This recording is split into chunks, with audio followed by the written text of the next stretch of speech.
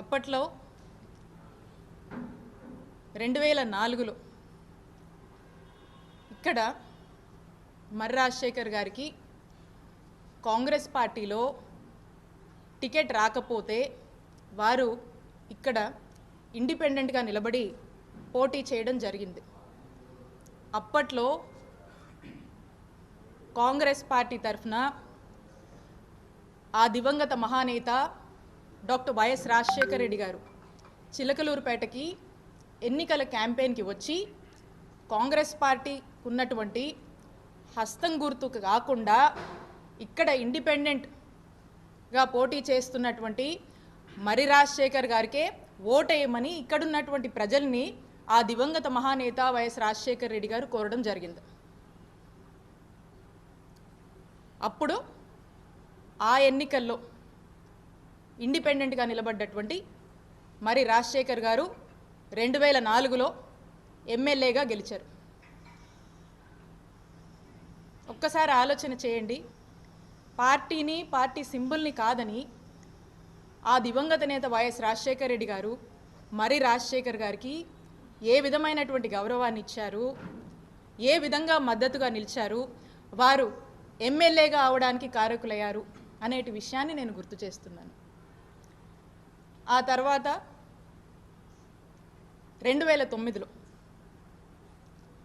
మర్రి రాజశేఖర్ గారికి ఇక్కడ చిలకలూరుపేట నియోజకవర్గంలో కాంగ్రెస్ పార్టీ తరఫున పోటీ చేసేటువంటి అవకాశం వారికి దక్కింది. 2009లో అన్ఫార్చునేట్లీ కాంగ్రెస్ పార్టీకి అధికారంలోకి వచ్చింది. ఇక్కడ మర్రి రాజశేఖర్ గారు ఓడిపోవడం జరిగింది. అయినప్పటికీ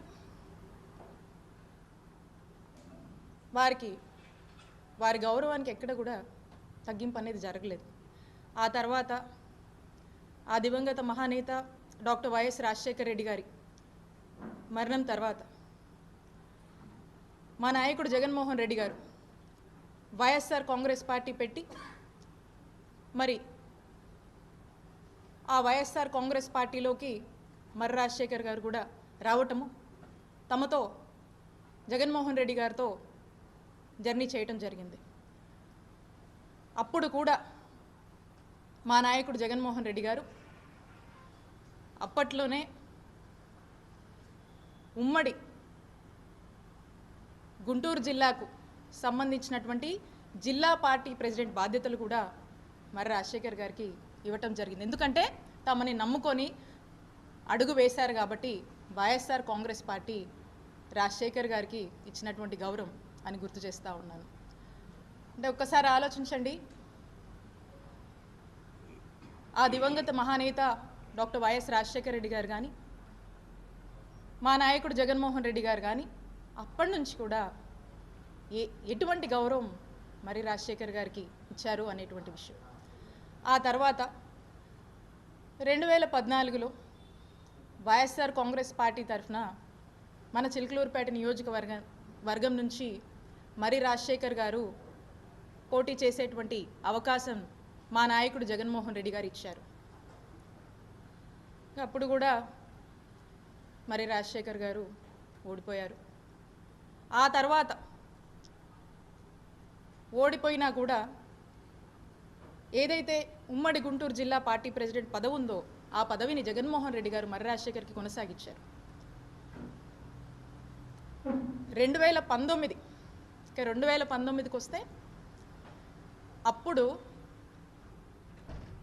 ఉన్నటువంటి పరిస్థితులు, పరిణామాలు, వారి పరిస్థితులు అన్నీ కూడా వారికి స్పష్టంగా తెలుసని నేను అనుకుంటున్నాను.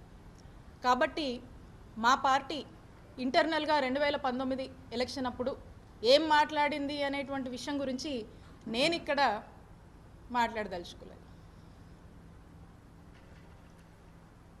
ఆ 2019 ఎలక్షన్లో మా నాయకుడు జగన్మోహన్ రెడ్డి గారి ఆశీస్సులతో నేను మా చిలకలూరుపేట నియోజకవర్గంలో పోటీ చేసే అవకాశం నాకు దక్కింది.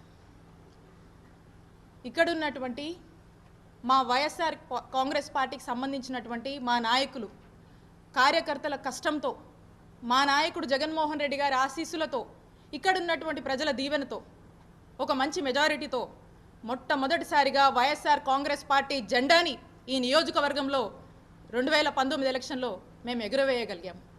ఇది ఇక్కడ ఉన్నటువంటి ప్రతి ఒక్కరి కష్టమని నేను తెలియజేస్తున్నాను. ఇక్కడ ఉన్నటువంటి ప్రతి ఒక్క కార్యకర్త కష్టమని గుర్తు చేస్తున్నాను. అప్పుడు మా నాయకుడు జగన్మోహన్ రెడ్డి గారు ఆ 2019లో ఒక మంచి హ్యూజ్ మ్యాండేట్తో జగన్మోహన్ రెడ్డి గారు ముఖ్యమంత్రి అయ్యారు, పార్టీ అధికారంలోకి వచ్చింది. ఇక్కడ అప్పుడు కూడా మరి రాజశేఖర్ గారికి ఎంతో కీలకమైనటువంటి రీజనల్ కోఆర్డినేటర్ బాధ్యతల్ని మరి రాజశేఖర్ గారికి ఇచ్చి వైఎస్ఆర్ కాంగ్రెస్ పార్టీ గౌరవించింది ఆఫ్టర్ ఎలక్షన్ కూడా. ఆ తర్వాత వారికి మరి రాజశేఖర్ గారికి ఎమ్మెల్సీ పదవి ఇచ్చి శాసన మండలికి మా నాయకుడు జగన్మోహన్ రెడ్డి గారు పంపించడం జరిగింది. ఇది మరి రాజశేఖర్ గారికి మా నాయకుడు జగన్మోహన్ రెడ్డి గారు, మా వైఎస్ఆర్ కాంగ్రెస్ పార్టీ ఇచ్చినటువంటి గౌరవం అని గుర్తు చేస్తున్నాను. ఇక ఎమ్మెల్సీ విషయానికే వద్దాం.